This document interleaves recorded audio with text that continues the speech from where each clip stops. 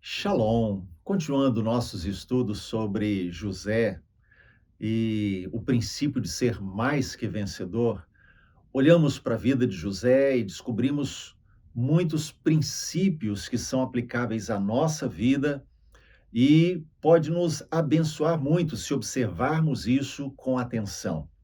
E uma das coisas que nós vemos em José era que ele aprendeu a viver pela fé. Pela fé. Essa expressão é forte, viver pela fé. Mas antes de olharmos para isso, vamos orar? Pai, nós pedimos a tua graça sobre nós, que a tua bondade nos alcance no estudo da tua palavra e nos capacite na compreensão daquilo que precisamos nesse momento. Em nome de Jesus. Amém. Muito bem. Uma das maiores revoluções que aconteceram na história foi a Reforma Protestante. Isso porque a Reforma Protestante ela foi além da questão religiosa, vamos dizer assim.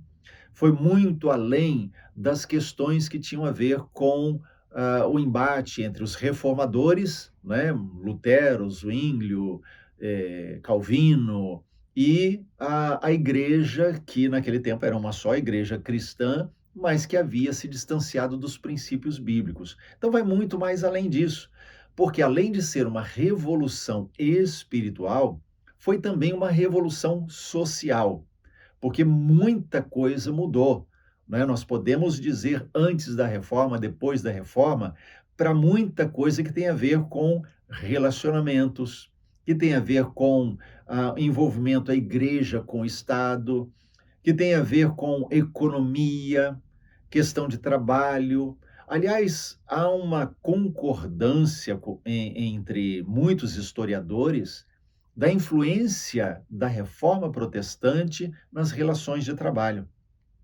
Então, quando olhamos para a Reforma Protestante, nós descobrimos que foi uma grande revolução.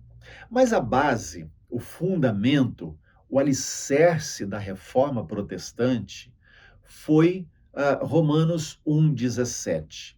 Quando Lutero estava estudando a carta de Paulo aos Romanos, e ele chega a capítulo 1, verso 17, ele conclui: o justo viverá pela fé.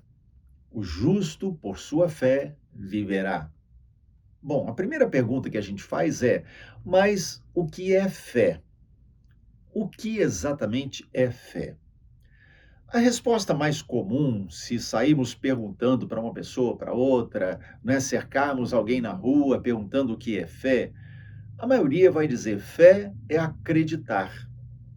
Essa é a pergunta comum, é a resposta comum, melhor dizendo.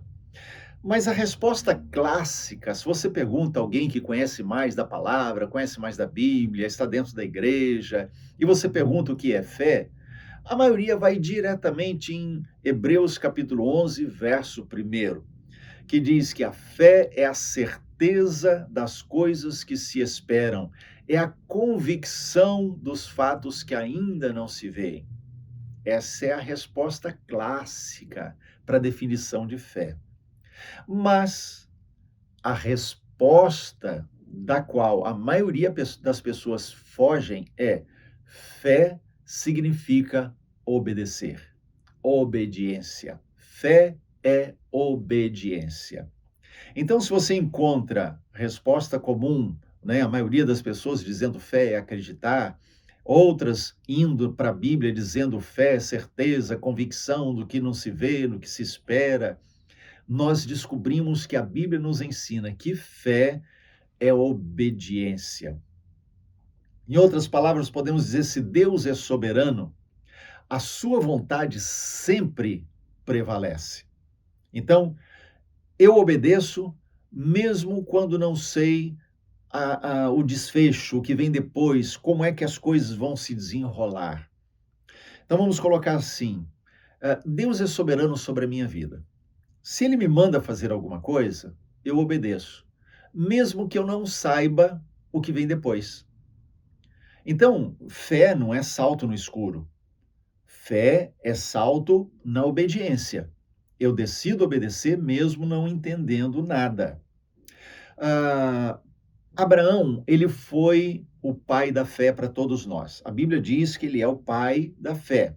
Então, todos nós olhamos para Abraão como pai, Abraão, pai da fé. Agora, onde a fé de Abraão de fato foi mostrada?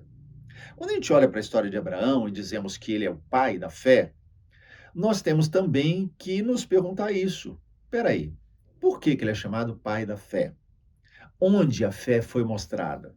Tiago deixa claro que uma coisa é você falar que crê, outra coisa é você demonstrar pelas suas ações, pelas suas obras, que você de fato crê. Então não existe fé até que eu mostre com as minhas ações que eu de fato creio. Então, quando Deus prometeu descendência para Abraão, Abraão creu, ok? Mas isso seria apenas algo teórico na mente e no coração de Abraão se ele não desse passos práticos. Por isso, fé é a obediência, são os passos práticos de obediência àquilo que Deus está nos mandando, falando conosco. Então foi quando Abrão obedeceu a ordem de Deus, saindo de Ur dos Caldeus e indo para a terra que ele não sabia qual, Abraão mostrou a sua fé. Foi quando Abraão, andando por Canaã, Deus disse: onde pisar a planta do seu pé, eu tenho dado para você. E Abraão fez isso. Então, isso foi fé. Não apenas porque ele teoricamente creu na sua mente, no seu coração, mas porque ele deu passo de fé de obediência. Pisa a terra e eu te dou. Então, fé está sempre ligado à obediência. E quando nós olhamos para a história de José, nós vemos que José foi um homem de fé. Ele continuou andando sempre. Isso é muito interessante e curioso, porque às vezes a gente não chama de fé o que é fé. Por exemplo, José, ele foi vendido pelos seus irmãos como escravo. A caravana ismaelita levou José embora, vendeu ele como escravo lá no Egito. Mas José não se deteve. Ele não considerou que a sua história tinha acabado, que a sua vida tinha chegado ao fim. José continuou caminhando e continuou na mesma posição. Como é que eu sei isso? E eu tenho repetido nos nossos estudos. O simples fato de José se dispor a interpretar sonhos de dois prisioneiros já demonstra que, mesmo por tudo que ele passou, quando ele foi vendido pelos irmãos, na casa de Potifar, a traição que fez com que ele fosse jogado no calabouço, nada disso deteve José. Ele continuou caminhando na direção do que ele entendia que era a vontade de Deus. Qual? Os sonhos. Lembra os sonhos? Os molhos de trigo que se curvavam diante do dele, o sol, a lua, as estrelas que se curvavam diante dele, enfim. Quando José continuou caminhando, ele demonstrou que ele estava crendo, talvez não entendendo nada, mas indo adiante. Ele não sabia o que ia acontecer, com certeza não passava pela cabeça de José que ele se tornaria como um pai para Faraó, que ele se tornaria um líder para todas as nações, porque eles abasteceram de alimento as nações. Não passava pela cabeça de José isso. No entanto, ele continuou caminhando sem entender, mesmo no meio do sofrimento, ele continuou caminhando.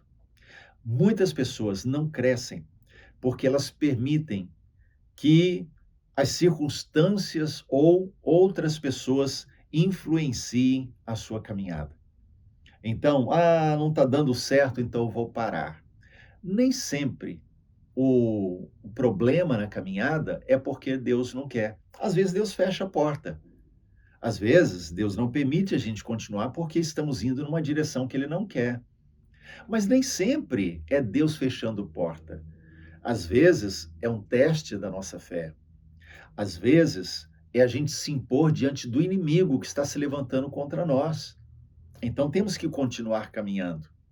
Às vezes, são amigos que se levantam falando mal ou desencorajando, né? Eles falando coisas que nos tiram o ânimo de continuar caminhando. Não vai dar certo, olha, você já viu, já não deu, você não tem jeito para essa coisa. E começam a dizer que para nós é o fim da linha. Parentes fazem isso, autoridades fazem isso, um professor, uma autoridade policial, um líder político, um pastor, um líder num departamento dentro da igreja, enfim, pessoas que nos rodeiam muitas vezes começam a influenciar a nossa vida para nos fazer desanimar e muitas vezes nós paramos de caminhar por causa dessas pessoas e dessas situações. Então, precisamos aprender a continuar caminhando. Quem não está crescendo acaba desanimando aqueles que buscam o crescimento. Ou seja, se eu desanimo, eu vou dizer para o outro, não dá certo. Mas se apesar das circunstâncias eu estou confiando e continuo caminhando, eu digo para o outro, vamos juntos porque vai dar certo. Então, quando alguém chegar perto de você e disser, não vai dar certo, eu já tentei e não deu certo, pode observar isso. Essa pessoa já passou por frustrações e, ao invés de seguir de fé em fé, preferiu parar. E a pessoa, quando para e desanima, ela começa a ser negativa para os outros e acaba desanimando outras pessoas. Eu não vou dizer para você se afastar dessas pessoas. Não, elas são dignas de amor, são dignas de compaixão. O que você não pode deixar é essas pessoas te influenciarem. Não entre nessas mensagens de coaching, de essas mensagens positivistas de internet. Se a pessoa te põe para baixo, você tem que se afastar dela. Não. Apenas não se deixe influenciar, siga em fé e seja você a levantar. Se ela está entristecida, se ela está desanimada, se ela não consegue crer, seja você a injetar ânimo no coração dessa pessoa, mas continue caminhando e não se afaste. Não abandone aquele que está mais fraco na fé. Pelo contrário, a Bíblia diz que a gente precisa ser aqueles que fortalecem os fracos. Nós damos o ombro ao que precisa, nós damos a mão para aquele que está caído. Se não forem dois, né? Quando um que está sozinho cair, quem o levantará? Se eu abandono meu irmão, então quem vai levantá-lo? Então somos todos responsáveis uns pelos outros. Alguém já disse que o mais importante não é como você começa, mas como você termina. Se você começa algo, mas você não está bem, as coisas não estão dando certo, não desanime. O mais importante não foi o começo, o mais importante é o final. Houve erros no começo, eles podem ser corrigidos. O arrependimento conserta isso diante de Deus. A gente pode pegar alguns exemplos, né?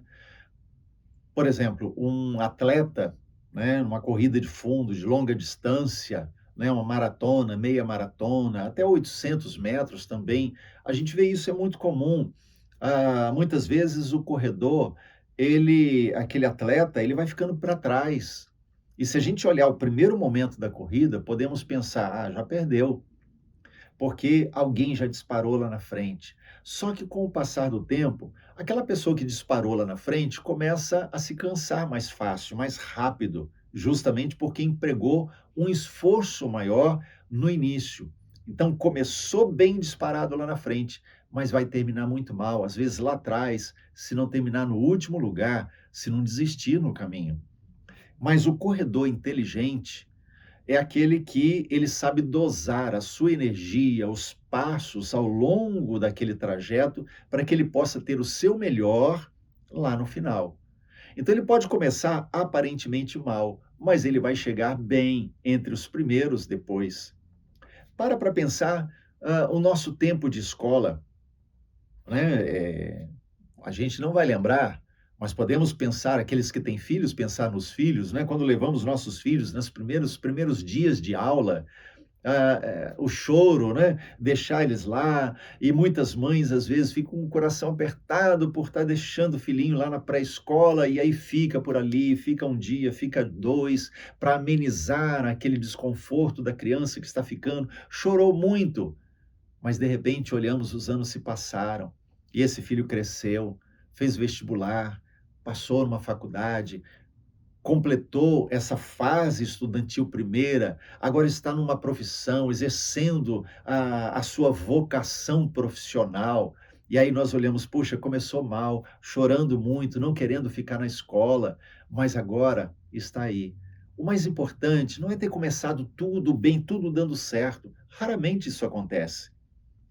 O mais importante é que os ajustes vão sendo feitos ao longo da caminhada e então podemos chegar lá na frente e alcançar o prêmio que foi estabelecido. Num negócio também é assim.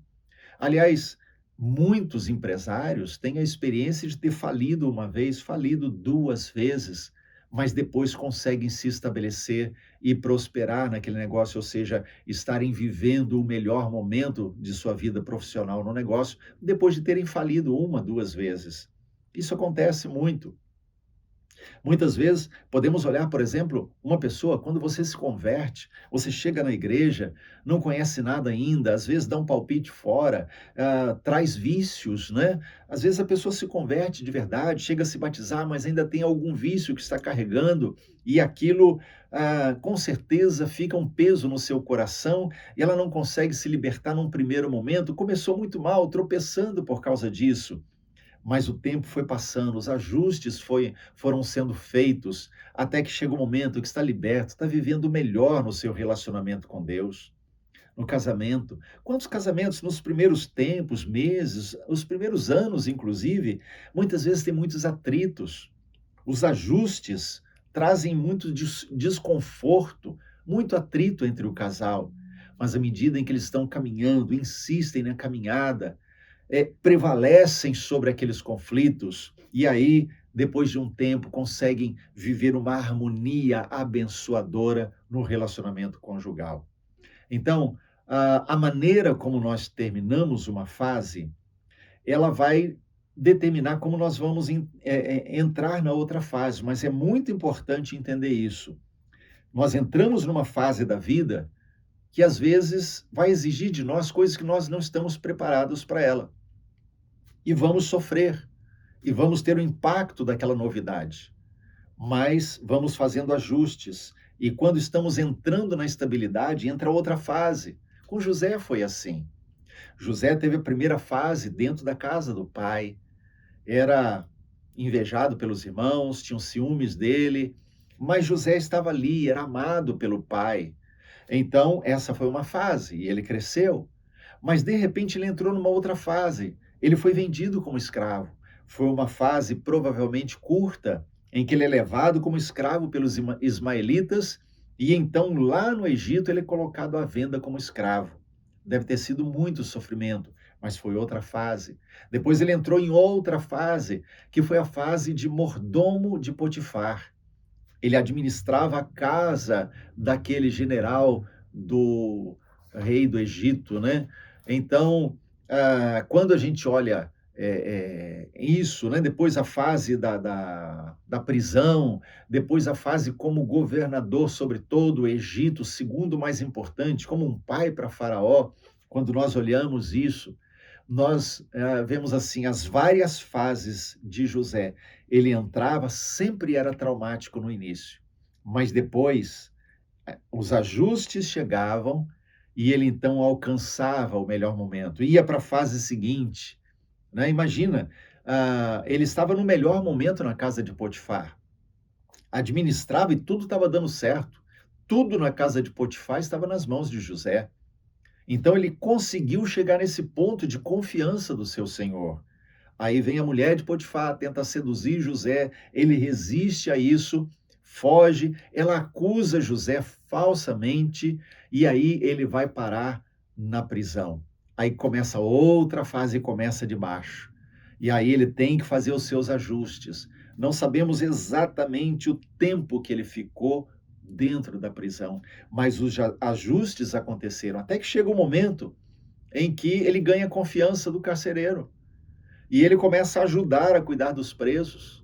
Chega um outro momento dentro da prisão em que ele tem tanta confiança que ele é capaz de interpretar sonhos, e os sonhos acontecem, a interpretação acontece. E então ele vai parar na casa de Faraó. E quando ele está na casa de Faraó, ele chega como um ex-prisioneiro. Mas ali, Deus faz com que ele ganhe a confiança de Faraó e se torne administrador de todas as coisas no Egito. Então, quando a gente olha isso, a gente vê assim, são fases da nossa vida. A fase pré-escolar, a fase vamos dizer assim, da primeira infância, temos a fase do colegial, né, do ensino médio, temos a fase do vestibular, temos a fase profissional, início da profissão. Nem sempre nós começamos bem, nem sempre nós vamos bem no início. Mas o mais importante, eu volto a dizer, é fazer os ajustes nesses momentos. Por quê? A maneira como nós terminamos uma fase vai determinar como nós vamos viver a fase seguinte.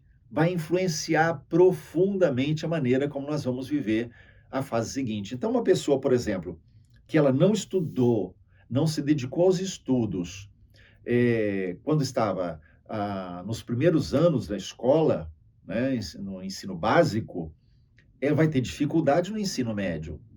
Então vai influenciar. E se no ensino médio ela não se dedica aos ensinos, ela vai ter dificuldade no vestibular, na escolha de uma carreira e uma faculdade depois.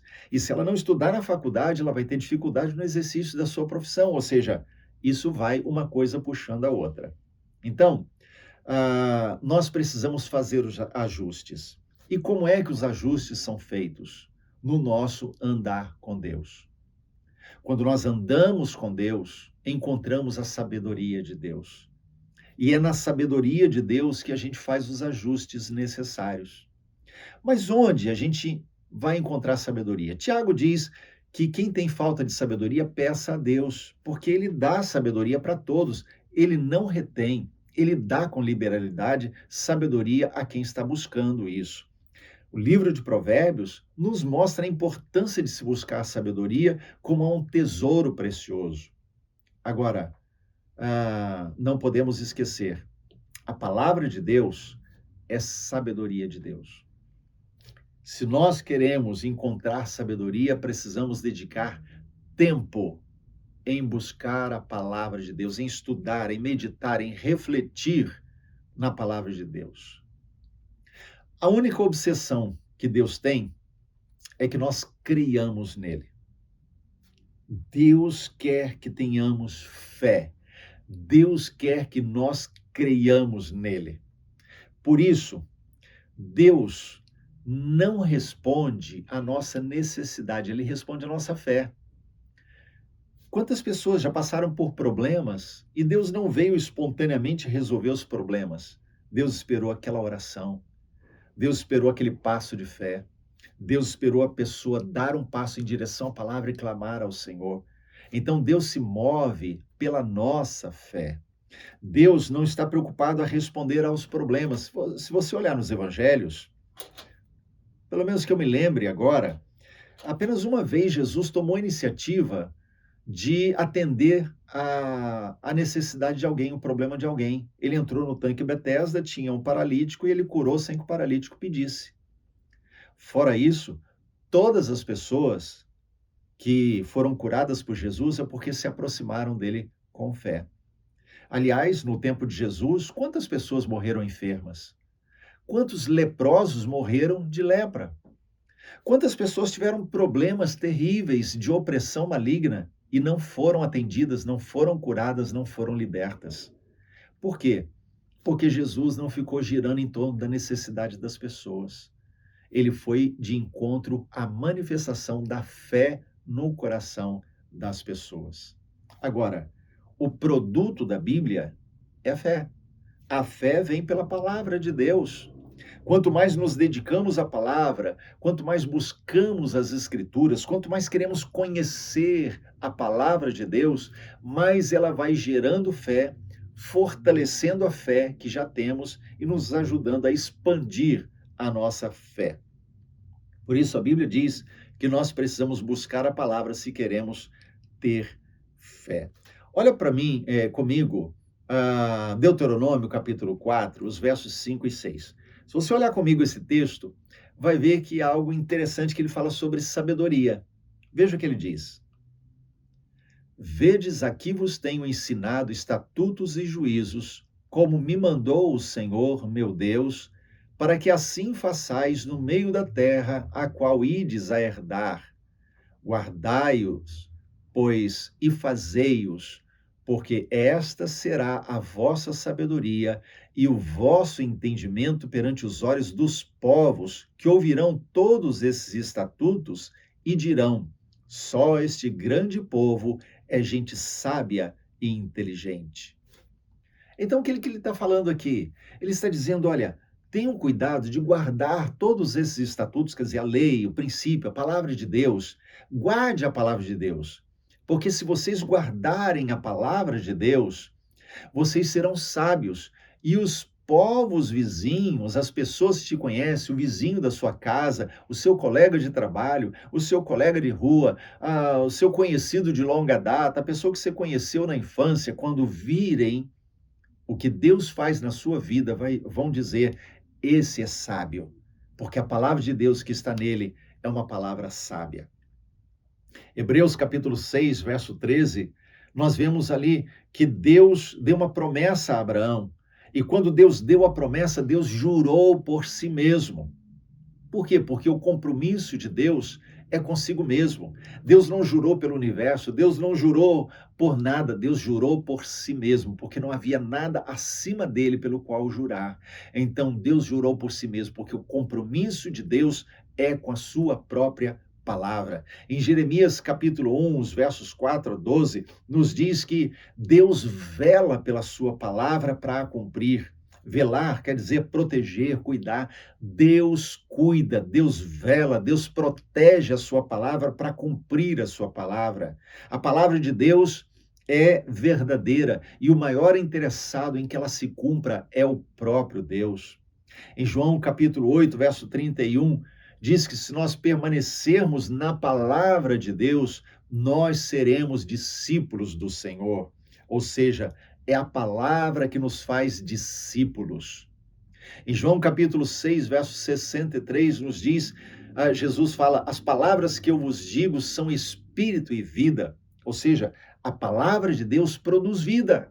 Se nós nos alimentamos da palavra de Deus, teremos vida de Deus em nós. Em João 17, verso 3, diz: a vida eterna é esta, que te conheçam a ti.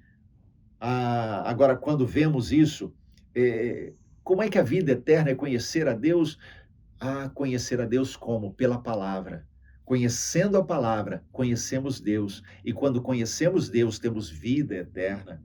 Em João 17, verso 17, o Senhor, Jesus orando ali, ele diz: santifica-os na verdade, a tua palavra é a verdade. Então a palavra produz santidade e nos leva à verdade.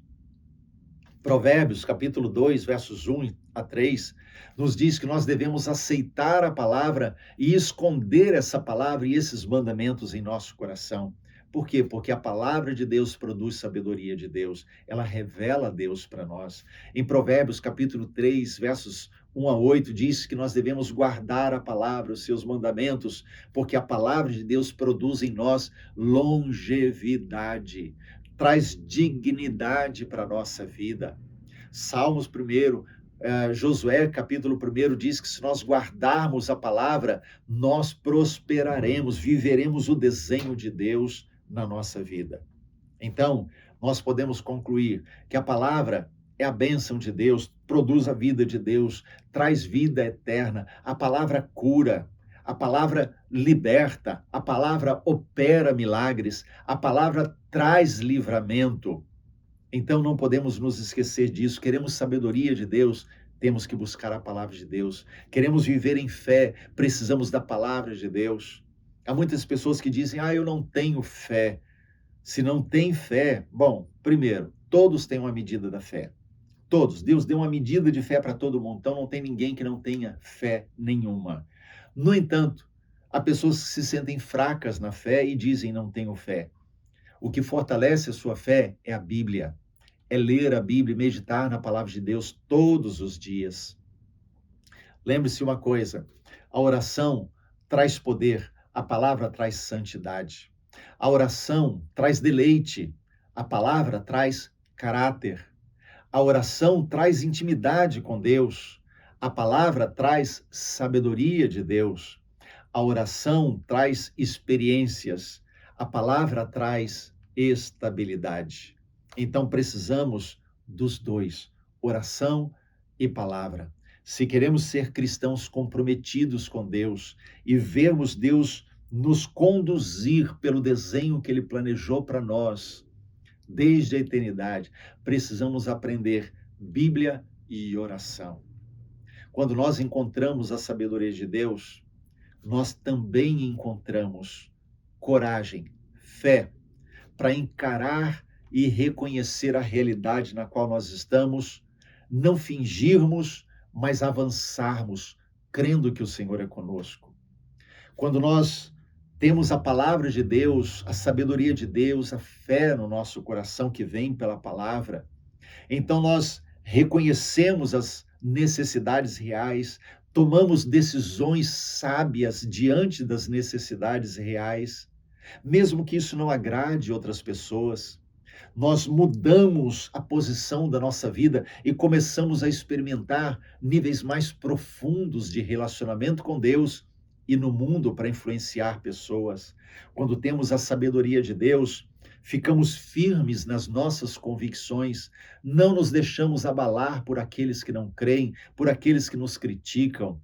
Mesmo que nós desagrademos pessoas, permanecemos na mesma posição. Não fazemos como Adão. Adão, quando pecou e Deus o questionou, ele disse: foi a mulher, jogou a culpa.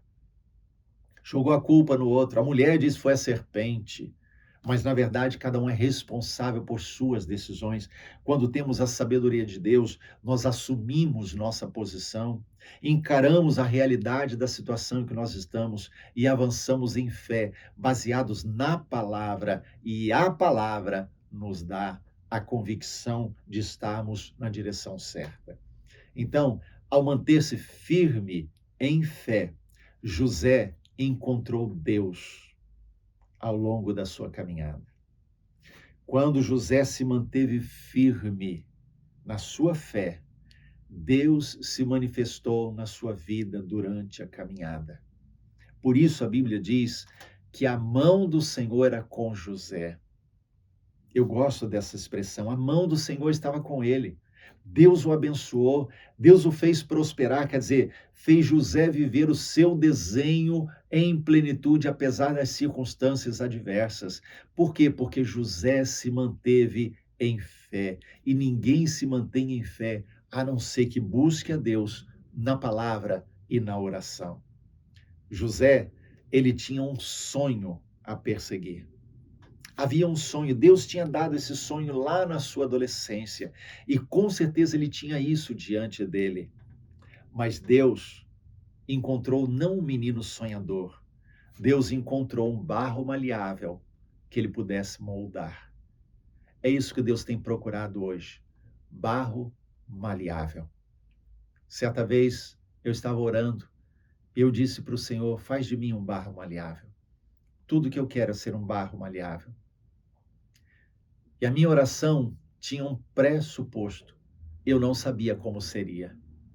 E ainda não sei. E não sei como Deus fará.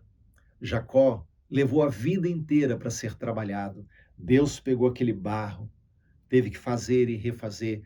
Como na visão de Jeremias 18, em que o oleiro está fazendo o vaso e de repente ele se quebra na sua mão, ele pega aquele barro, molda outra vez, faz um novo vaso. Assim Deus tem feito comigo, assim Deus tem feito com certeza na sua vida. Deus tem trabalhado as circunstâncias para que eu e você possamos viver de fato a vontade dele. Mas às vezes é necessário pegar esse barro e quebrar, misturar tudo outra vez, refazer a massa, aquele bolo, fica algo que é incompreensível. Talvez você já tenha se visto nesse momento, parece que tudo está dando errado. Você não consegue compreender a dinâmica da sua vida, para onde eu estou indo, o que que Deus está fazendo na minha vida. Mantenha-se em fé, continue firme, continue lendo a Bíblia, continue orando, buscando a face do Senhor. Deus está moldando a sua vida. Hoje você não está entendendo, mas você o compreenderá. E ainda que você chegue ao último dia da sua vida sem entender tudo, não se importe com isso. Não é o principal entender tudo. O principal é esteja no centro da vontade de Deus, porque não há melhor lugar que o centro da vontade de Deus. Siga adiante, continue caminhando, permaneça em fé e o Senhor conduzirá os teus passos para que você viva o desenho dele.